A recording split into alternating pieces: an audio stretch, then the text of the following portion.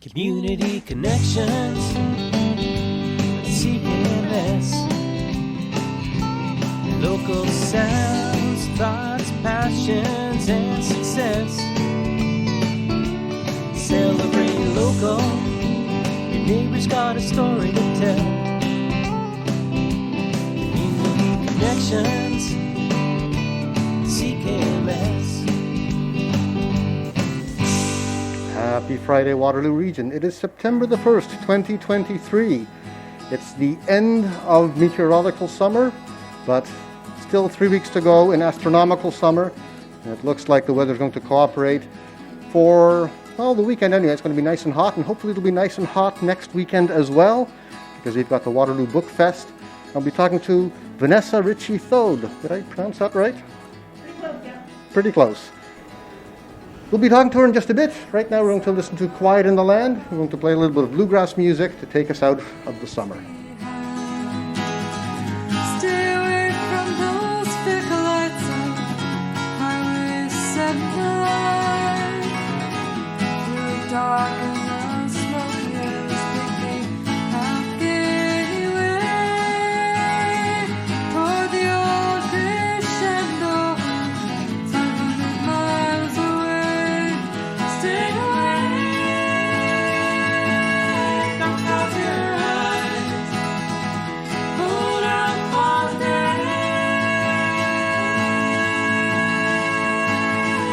sun will rise, and in the dawn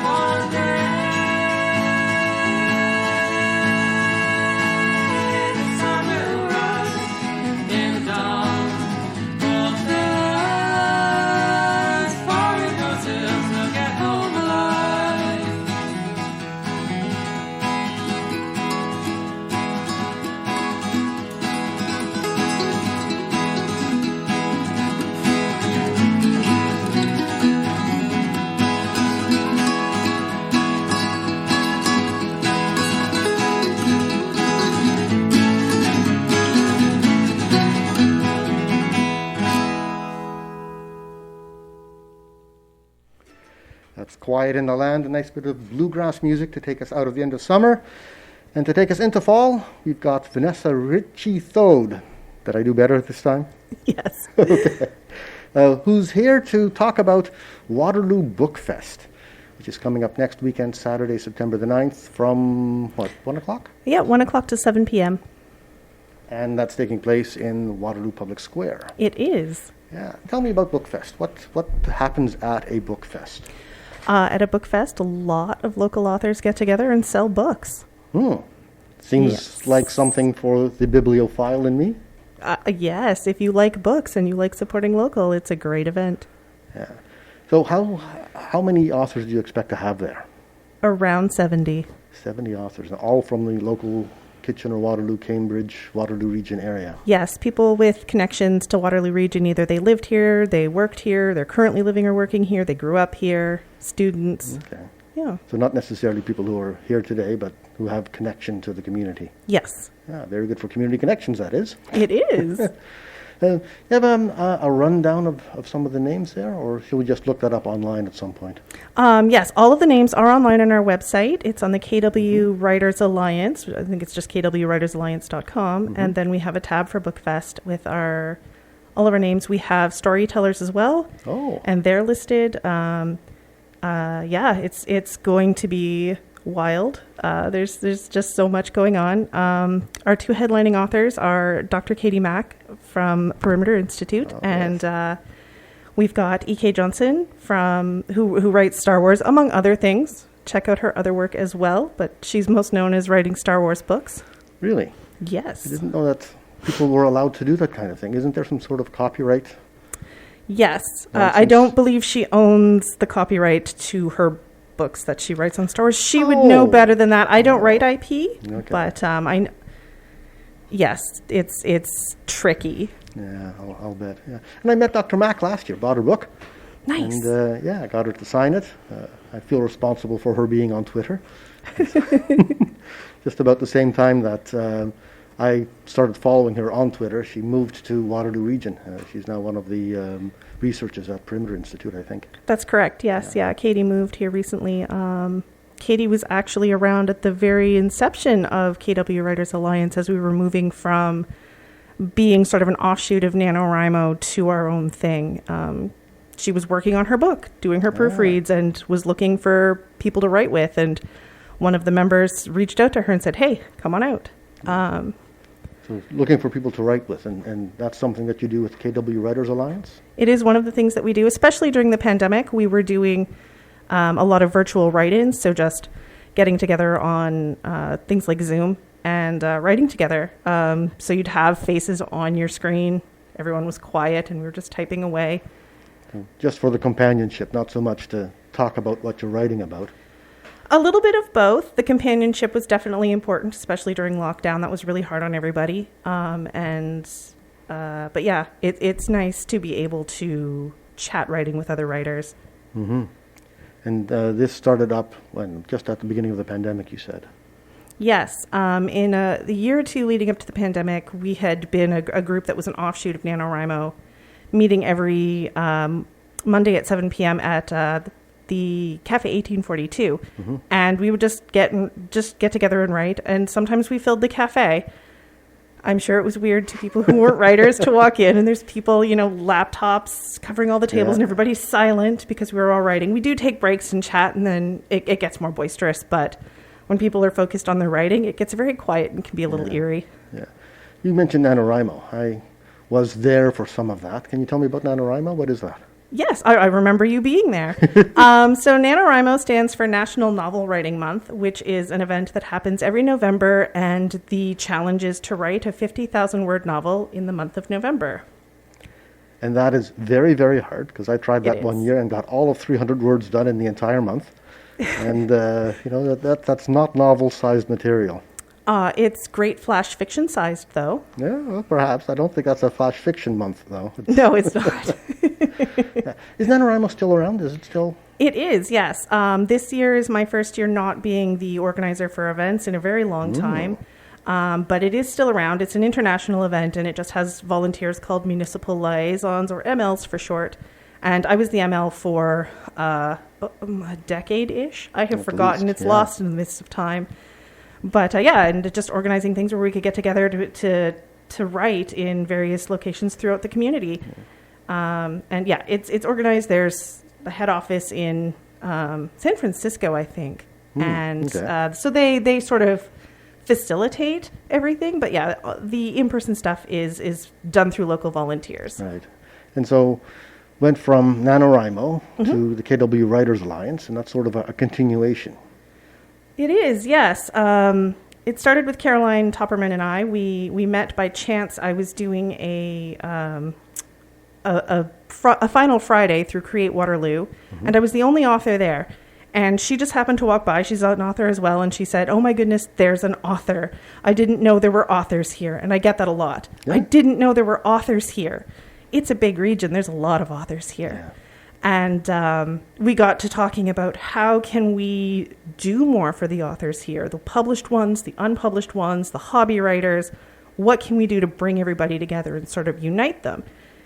And so we were toying around with this idea when the pandemic hit. And our first thing was, well, let's give people a space to keep writing together, even though, lockdown. Yeah. And so you took over Cafe 1842. We did every Monday night for a while there. I don't know if people are going back. I personally am still sort of half on lockdown myself. Right. We're a medically vulnerable family, so we're being very, very careful. But I know there are some people who are going back out again, and there have been community center meetups, and there are things happening in the community, and we do try to keep on our website for KW Writers Alliance events that people are organizing Right. themselves so that people can join in. Right. And that goes on all year round, not just in November. Correct. Yes. That was our big thing was, people write all year round. They need support all year round, and just trying to have something more permanent to unify the community. Yeah. Obviously, I find writing really, really hard work, and I can see what sort of supports people might need. What sort of support would KW Writers Alliance offer? So at the in-person meetups and the virtual meetups, when we're chatting, there's a lot of moral support sometimes, because it can be very difficult, very demoralizing, especially when people get to the point where they're sending their stories out for publication and you're starting to get rejections. That can be hard. When you get stuck, a lot of people think they're hacks, they're terrible, my writing sucks. And just, no, it doesn't. Keep working. And giving people encouragement. We do a lot of that. We have resources on our website for guides to publishing, guides to improving your craft. We do workshops now, not very often, but a few here and there. We're trying to get more off the ground so that we can help newer authors improve their craft, figure out the ever-changing landscape of the publishing industry, because it moves fast and slow. Yeah, I can see it's an individual book getting published can take an awfully long time. Yes, through traditional channels, it can take 3 or 4 years. Yeah. But on the other hand, the technology advances way more rapidly than that. Yes. So do you have a lot of authors going the traditional publisher route? We have a fair number who are trying, yes. There's a lot more success to be had with smaller presses, I'm finding. And we have a lot of our authors are small press authors. We do have a few traditional published authors in our midst, like Katie and E.K. Johnson and Erin Bowe. Yeah. Erin Bowe's a big name. She's often at the library. She is, yes. She was involved with Bookfest last year. I don't think she was available this year, but she's been helping support us, yeah. Yeah. And then how about independent publishing? People going out and doing print on demand and the like? We do have a lot of authors who are choosing that route. I'm one of them now. I sort of gave up on traditional publishing as it became longer and longer. And during the pandemic, the industry really took a hit. And things really got more difficult after that. And I am impatient. So I do NaNoWriMo every year. I tend to write a book a year because of that. And so I had quite the backlog of books I've been querying. And I just got to the point where my craft is pretty good now. It's pretty solid. I've been at it for a while, and I wanted the books out there. And the nice thing about self-publishing is the control, is that I control the schedule. and I can put them out as fast as I want. So I am actually releasing 3 books this year. Yeah. And then the distribution for that comes all through you. People have to contact you directly to get a hold of a book. It can be like that, yes. We can use other platforms. Ingram Spark is one of them to get physical copies of books into bookstores. So you can get my books through Indigo, which is really nice. Ingram Spark is the distributor that bigger presses use to distribute books. Okay. They're a major name in book distribution, and they are available to self-published authors. Okay. Didn't realize that the big distributors would deal with the independent authors as well. Yeah, they do. They like money, I guess. I guess they do. So, yep, they will deal with us. They take their cut, but my books are available. The libraries can get them. I know that WPL recently bought a copy of my first book. So, yeah, it makes it really nice. It is a lot of work. I will say that it's a lot of work, and can be very stressful, but it is nice that there are the options there so that you can put out a professional book that is indistinguishable from a traditionally published one. Right. If you do the work. Yeah, and these are generally the soft covers, not bigger than paperbacks, but not hardcover books. No, they're not hardcovers. You can get hardcover books. Those are very expensive and not very cost efficient at the indie level. I know that some authors do them as sort of like a reward for their super fans, where they will do a very luxury edition, like leather bound and illustrated and that sort of thing. I guess that sort of thing goes over better in larger runs, several hundred. Yeah. Copies. There's an expectation of having a certain number instead of print on demand. So usually it's a Kickstarter reward, which is growing quite a bit in indie circles and traditional published circles. Brandon Sanderson, who is a big name in fantasy, broke Kickstarter recently with a $41 million Kickstarter campaign. Holy moly.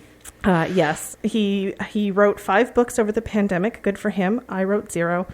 And he just decided to publish them himself. And he ran a Kickstarter for it for 5 books, and his fans are very ravenous, and they ate it up. And $41 million later, I don't envy the people who are handling shipping for him. Wow. Yeah. And if there are authors out there who find this intriguing and interesting and want to start off their own independent publishing business, is that something that KW Writers Alliance can provide some guidance on? It is, yes. We, it's not just Caroline and I. We're sort of the organizers, but we have so many authors in our midst, and we have a Facebook group and a Discord server where people can ask questions and just get advice from the community. So if there's something I don't know or Caroline doesn't know, there will be somebody in the Facebook server or the Discord group who knows the answer to the question. Okay. Yeah. So it's community help. It's mutual help, not so much that there's a formal structure for people providing guidance and formal education in the publishing business. Absolutely, yes. We're very informal. We do have some formal things that we will point people to if we think that's what they're looking for. It just depends on what an author needs at any specific time. Sometimes newer authors just need some encouragement or, someone to have a look at their work and be like, yes, you're on the right track, keep going. Sometimes they have a finished product and they're trying to find an editor. So we can guide them to either, my friend is an editor, or, here's Editors Canada, where you can search this whole entire list, which you can, by the way, search through editors to find them a good fit. Okay. I know I've got some writers in the family very good. Who are not the most extroverted authors. And so I think that knowing that it's an informal group that's friendly and welcoming is good for those shy authors to know about. Oh, absolutely. I feel sometimes like Caroline and I are the only extroverts of the group. Writers do tend to be very solitary, very introverted. And so we keep that in mind. And that's why we do have the virtual components, and we're still using our Facebook group very heavily, even though, we're getting back to in-person events. We want people to have that option because even if you can go to a cafe, maybe you don't want to because it's loud and noisy and you just want to be able to enjoy a little bit of company, a little bit of answers from the comfort of your own computer. Yeah. Yeah. I guess the same is true for coming out to a book fest, being a participating author in a book fest. Yes. Yeah. I want to talk a little bit more about that, but let's listen to a track from Natalia Zook, who is a local KW musician. I think we're playing all KW content for the music today. And we'll be right back talking to Vanessa Ricci-Thode about Waterloo Bookfest. This is Natalia Zook. I'm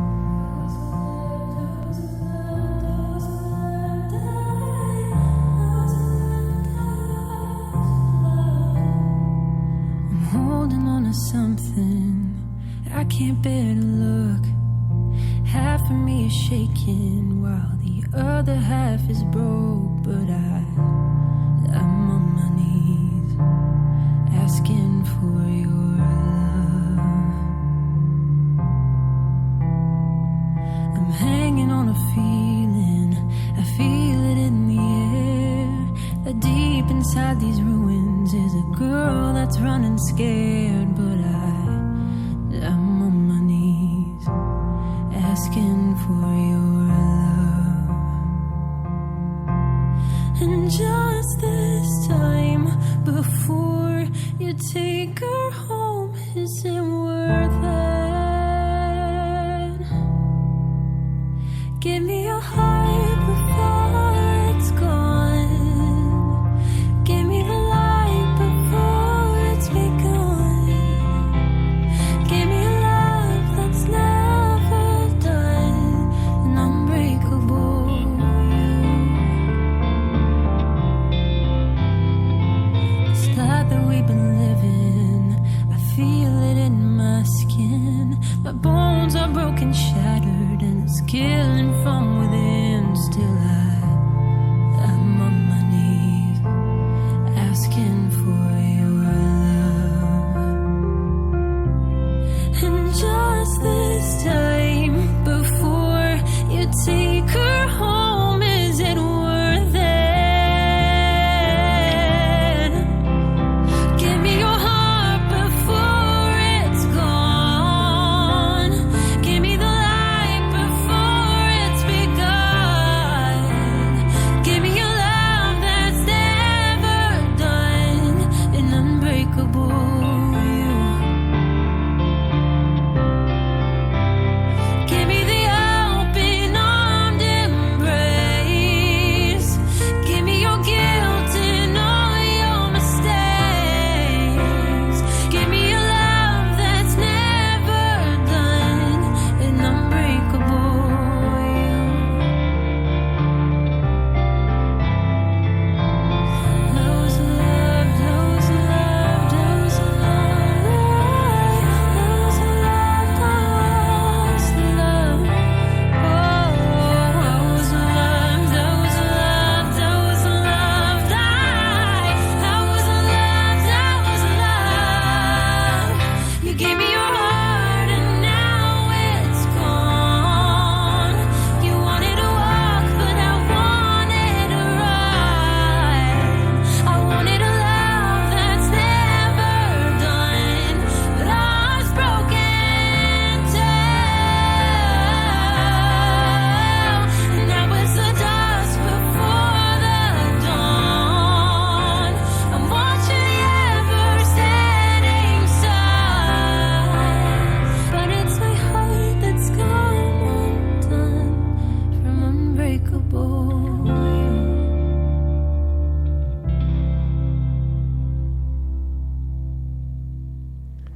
Unbreakable You by Natalia Zook, brand new to CKMS. I hope to be playing that a lot more. In the studio with me is Vanessa Ricci-Thode. Did I get it right again? Ooh. Who is organizing Waterloo Bookfest, which is taking place next week, Saturday, September the 9th, at 1 o'clock, starting at 1 and going right till 7 p.m. with various things, meeting various authors. I guess you've got two authors doing a presentation at 6 p.m. or so? Yes, so we'll be having Q&As with Dr. Katie Mack and with E.K. Johnson. And I think Katie's going to read a little bit from her book, The End of the Universe, Astronomically Speaking, and then answer a few questions. And EK is going to be doing just straight Q&A. And they'll be, so we'll do not both of them together, but one and then the other, starting at 6 p.m. We'll have author readings going from 1 until 4 and storytellers performing from 4 until 6. Ah. Are they going to be reading from books, or are they going to be telling stories in the traditional way of just telling stories? Yes, yeah. So the 4 storytellers going from 4 to 6 are going to be traditional oral storytellers. Right. Yeah. That's a whole skill that, probably takes years to acquire. I assume so, yes. I can read from a book, but I don't think I could tell a story, and they'll be performing half an hour each. And yes, that's definitely not a skill that I have. Yeah, exactly. You do have a skill, though, in setting up things like Bookfest. So when did you start organizing Bookfest for this year? This year, we started talking with Create Waterloo. Well, we've been in contact with Create Waterloo since last Bookfest, and just shooting around ideas when we were going to do it, how to promote it better this year. We really started getting to work in the spring. We settled on a date and started looking for more authors. So Create Waterloo helped us a little bit. We had a sign-up form that we were pushing all over social media, and we tried to get some local politicians to help us out just to try and get the word out a little bit more. Because, yes, we had a lot of people last year after the fact when Create Waterloo, who is one of our sponsors, was putting up all of the imagery on their Instagram account of last year's Bookfest. People were like, I didn't even know about this. How do I get involved with this? And so that was how we started collecting some more, but realizing that we had missed a lot of people. I knew we had missed a lot of people because my involvement with NaNoWriMo, I know there's a couple thousand writers in the region. So I don't know that all of them are published. There's probably a fair few hobby writers, people still trying to break in and whatever. But I knew we have a lot of authors, and I've been trying to reach more of them as much as possible. So getting some more help and sooner with getting the word out helped a lot. So we've now got, I think we had 40 authors last year, and we have around 70 this year. Yeah. It for the size of Public Square in Waterloo, it wasn't heavily populated with authors last year. No, it wasn't. Yeah. So we've got a little bit more. Create Waterloo got some new tents. They were able to give us more space, so we were able to have more authors involved this year. Create Waterloo is a city agency? Yes, they're part of the City of Waterloo, and they run a lot of events like the Final Friday Art Markets, and they help with things like Busker Fest, and they have been supporting us quite a bit with Bookfest. Okay. I know that I heard about this year's Bookfest just as the call to authors was closing. Okay. So had I been an author, I would have barely been able to squeak in under the wire. Yes. Is 70 sort of your limit for capacity? I think that it might be, yes. We are sort of limited by what Create Waterloo can provide, and they only have a certain number of tables and tents, period. And once we've filled those, they're full. And I think 70 is probably our upper limit. So we would, this year we didn't have to turn anybody away, but I think in the future we might have to if we start collecting more and more authors interested, which I think is going to start happening. We've got a waiting list now, though. We do. We have 2 people on the waiting list right now. So there is... those poor 2 people. I know. I feel bad for them. Again, they found out after, things had closed, and there just isn't a tent and a table for them. There just isn't. No, unfortunately, there isn't. I would love to try and get everybody in the region who's an author involved, but space is limited. Yeah, have to go to someplace bigger. Binghamton's, perhaps. Yes. I would love to someday get this into somewhere like Binghamton's or the Odd or something like that, and just fill the arena with books and storytellers. And that's sort of my dream with it now. My first dream was, let's just get this off the ground. And now I'm like, how big can we go? But we'll see. Yeah. When authors signed up, what obligations are there? Does this cost them to get in? No, it's free. Yes. One of my big things is, authors don't make a lot of money. Artists don't make a lot of money. And often events have a high fee that makes it very difficult to participate.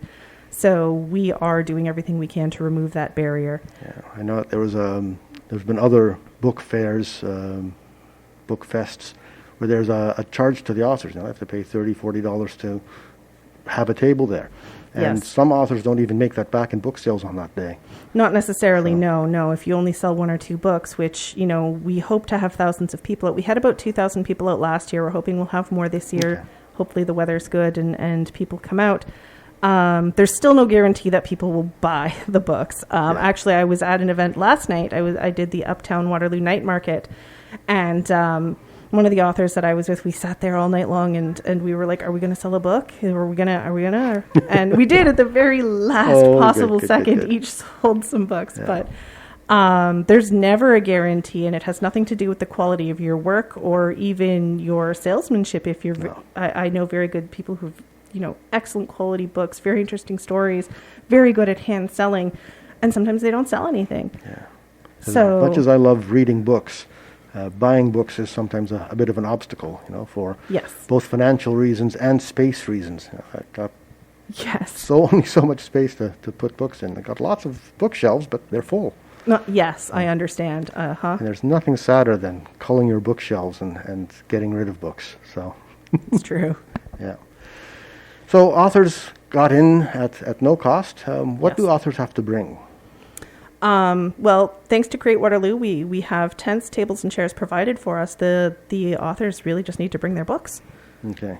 And I guess that's sort of the point behind having the book fest is the sales for the authors. Yes. Not so much that people are coming there for workshops and the like. Yeah. We're not doing any workshops or anything this year. We do have entertainment, as I said, in the forms of readings and Q&As and oral storytellers performing. We are looking to expand a little bit more later, but something like Word on the Street, where there is a more workshop, panel, interview sort of component to it, but that might also be something best left to Yeah. Word on the Street. They do a great job with it. Is that still happening in Waterloo? Not in Waterloo, no. We did do some events, I think it was 2021, with the Toronto Word on the Street. We had a Okay. few local authors as sort of an offshoot. I remember it being a thing maybe 10 years ago, and Yeah, it kind of yeah. petered out. It did, yes. I'm not entirely sure what happened there. But yeah, it may be too close to Toronto, too hard to compete with that one. I'm not sure. Let me burden you with additional work. Make it come back. I'm trying. I am trying. But it's a lot of work. Yeah. Yeah. So when authors come in, they bring their books. I've seen some authors that have 3 or 4 books on their table, and it looks a little empty. And other authors who have brought an entire trailer of stuff.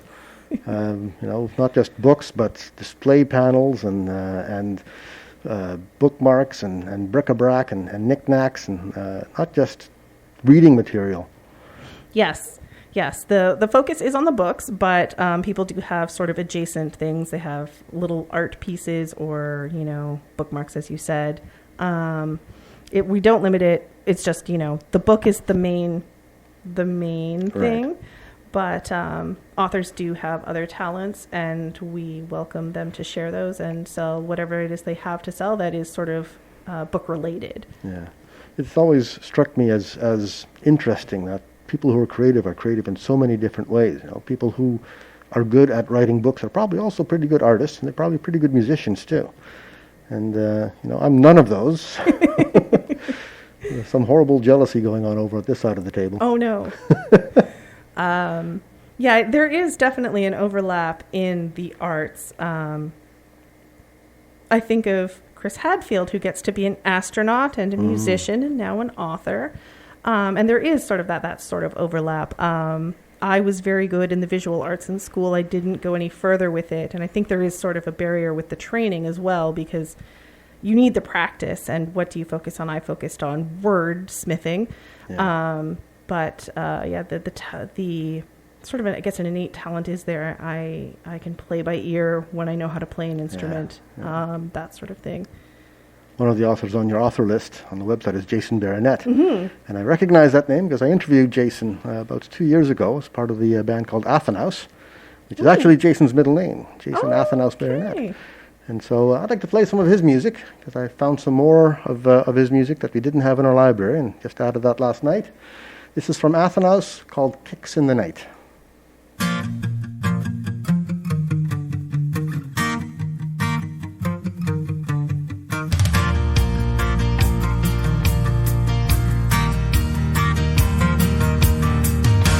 She fills that mug of coffee high.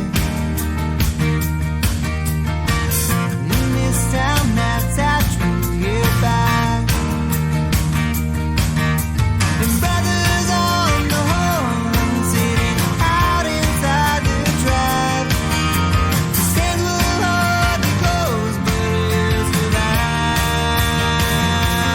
Throwing kicks, kicks in the night.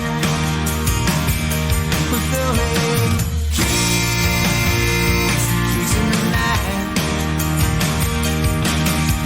And all the favors we tell all about our lives. These dreams are hardly real, but they're alive in the night.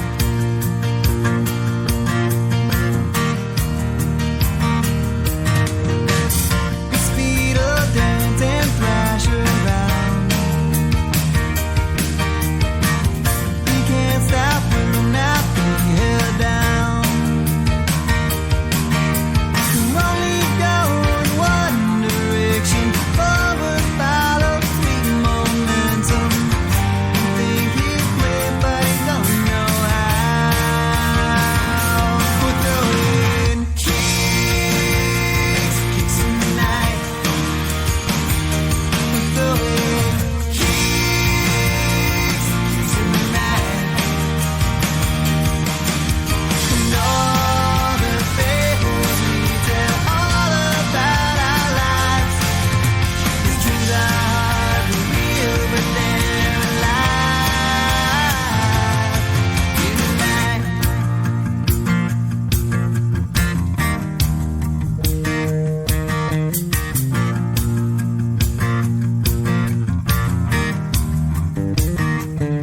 In the night, yeah, in the night, in the night, whoa, in the night, in the night, yeah, in the night, in the night, whoa, yeah, we're throwing kicks, kicks in the night. Whoa, we're throwing kicks, kicks in the night. And all the fables we tell all about our lives. These dreams are hardly real, but they're alive in the night. That's Athenaus, fronted by Jason Baronet, who's going to be an author at the Waterloo Bookfest. It isn't the KW Bookfest, is it? No, Waterloo, but for Waterloo region. Waterloo Region Bookfest. Yes. Okay, so Jason Baronet will be there, as will 69 other authors. That's happening on Saturday, September the 9th from 1 to 7 p.m. So, Waterloo Public Square, be there. Yes, please come. Yes. Are you there as an author? I will be there as an author, yes. Okay. So you have a book. I do have a book. Yes, I you- have several books. You have several books. What Yes. kind of books do you write? I primarily write fantasy, and I am currently putting out a series. It's well, I started with my debut book, Dragon Whisperer, which came out 10 years ago this year. Wow. And I got the rights back from the publisher, and I re-released it with covers to match because, you know, matching covers is very pretty on a Yes. bookshelf. So I re-released it in March, and the sequel came out in May, and on Tuesday, book 3 came out. Book 3. Book 3, yeah. And is that the book that I happen to see on the desk here? That is the book that you happen to see on the desk here. Okay. Can you hold it up to the camera? Sure. If you happen to be on YouTube Live, you can see that there's a book called Fireborn by Vanessa Ricci-Thode. available for purchase at the Waterloo Bookfest on Saturday. Yes. Saturday next week. Yes, next Saturday. Yeah. So you're writing fantasy. Mm-hmm. Seems to be a difficult genre to write in, because I always fear that authors will pull a sneaky in, just invent something new to get themselves out of a sticky plot corner that they've written themselves into. So having rules set up for your stories ahead of time, I think Yes.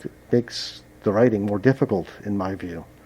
It can, yes. Writing is just difficult all around in my view. So It how long is does it take you to go through a book like that? To write one? Yeah. It depends entirely. The fastest I have gone was the book I'm hoping to publish after this one, actually.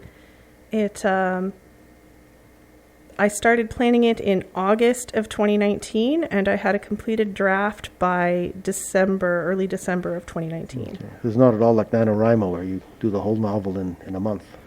I did most of the novel in the month. I had the idea in August, and I did my research for it in September, and I did my outline in October. I'm an outliner. This particular outline was something like 20,000 words long.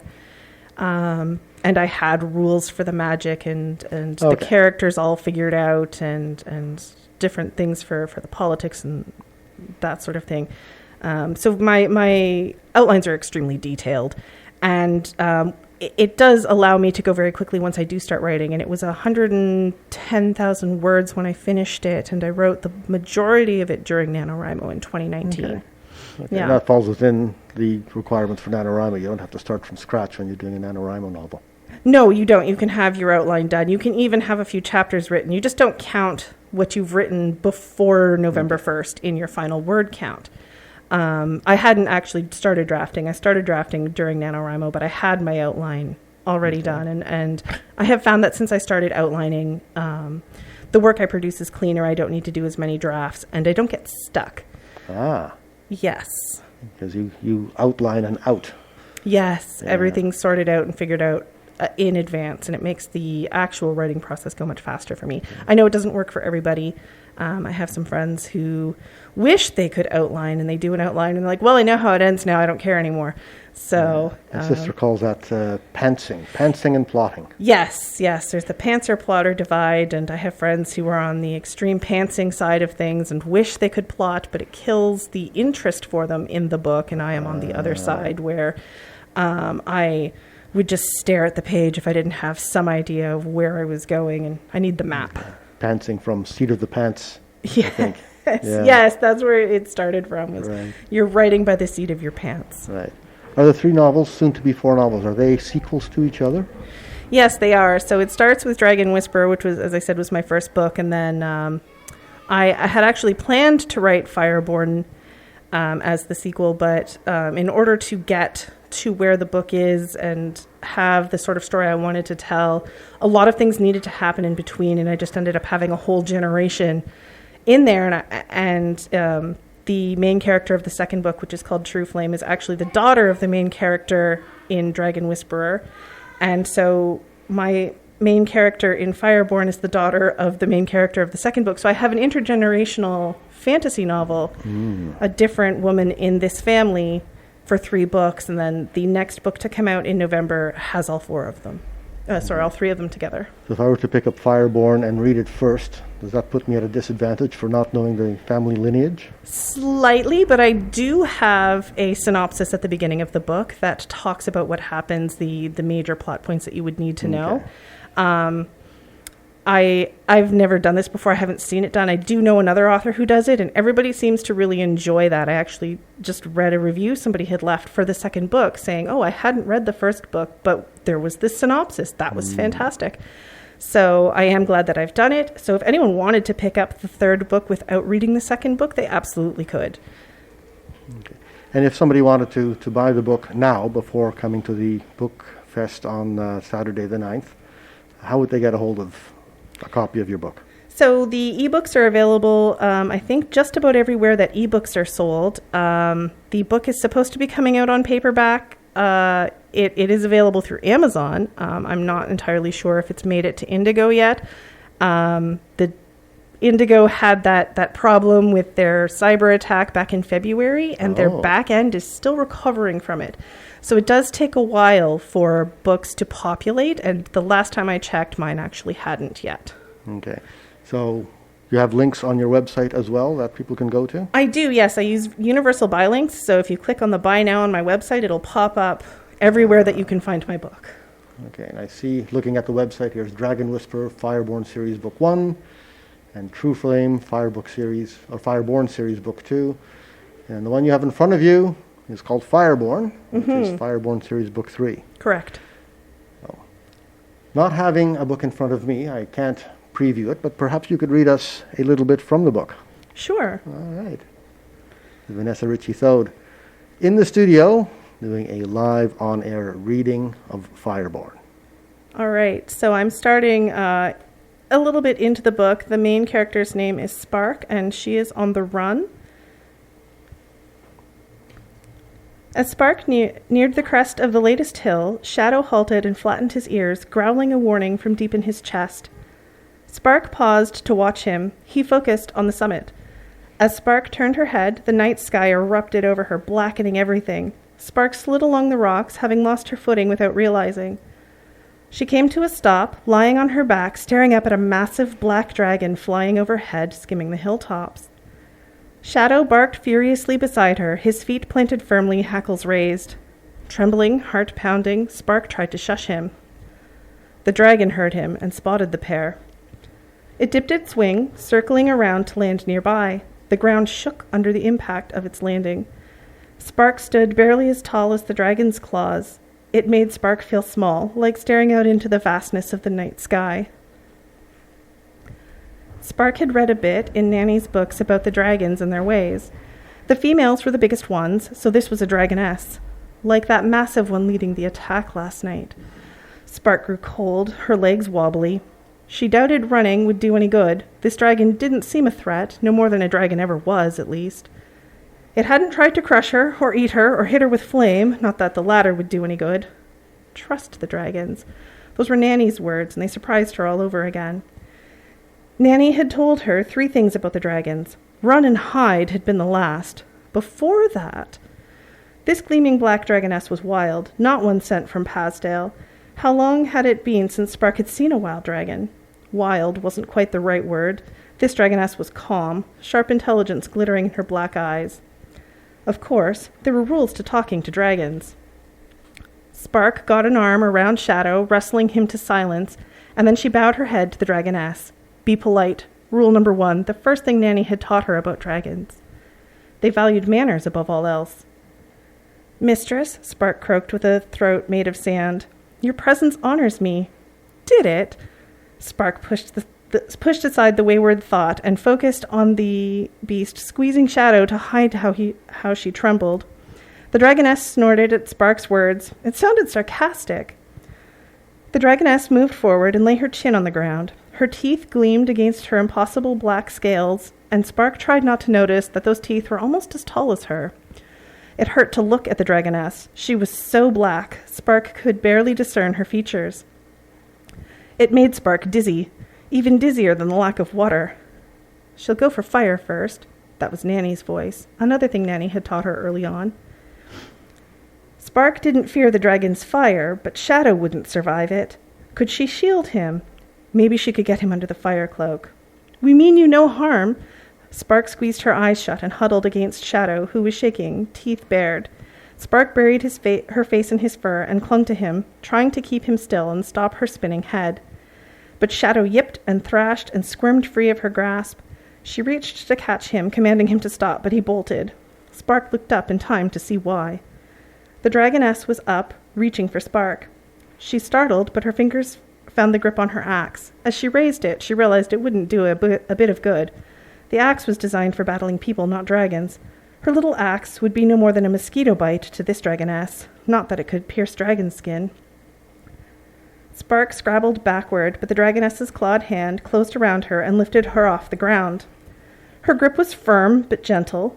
But then she turned her attention toward Shadow, who was retreating and barking. Spark gripped the axe tighter.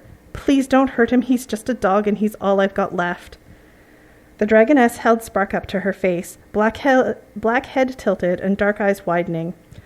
The recognizable expression on the dragoness's face stilled Spark. She held her breath. First sarcasm, now this.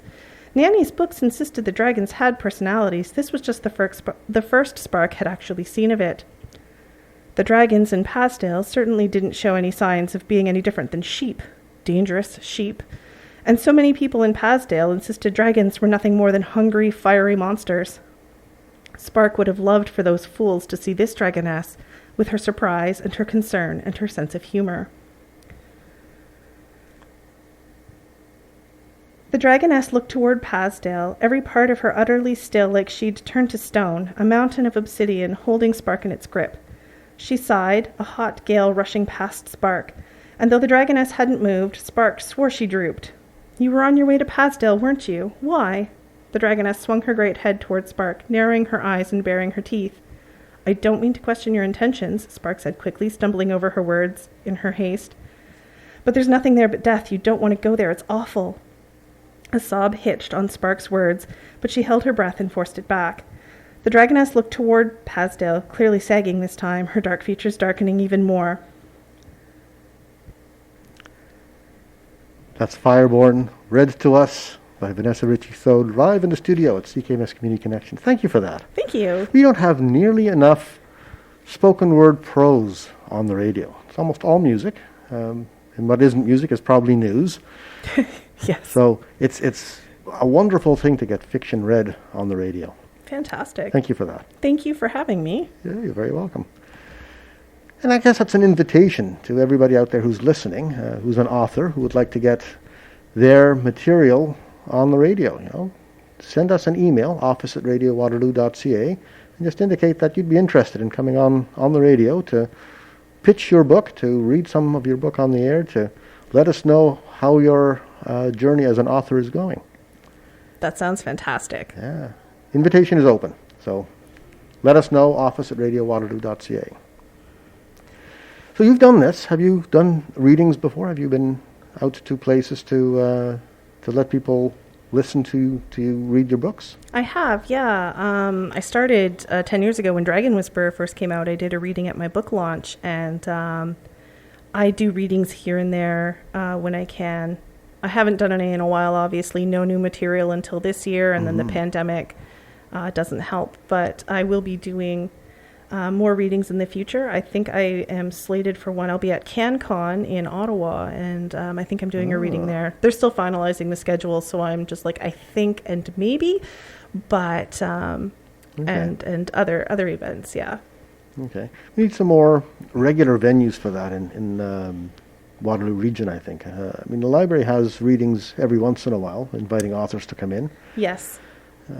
Yes, a reading series would be fantastic. I know there are some in Toronto, and actually one of our partners who's been helping us with Bookfest is a Riverside Reading Series in Paris.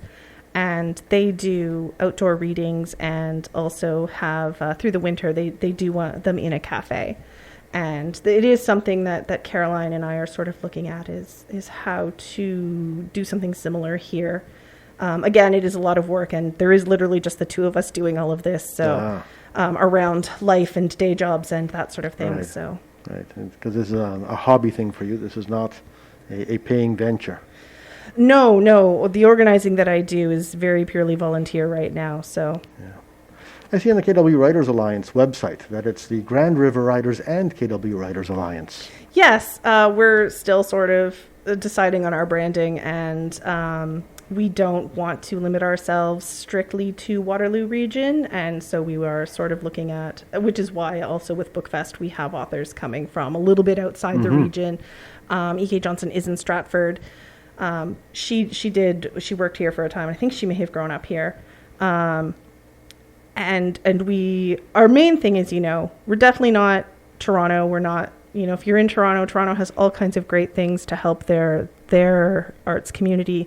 We are focused on the smaller communities here and closer to Waterloo, but it doesn't have to necessarily be Waterloo itself, because there are smaller communities, even outside our own townships, that can use the support. So, we're trying to see how we can make partnerships farther out work.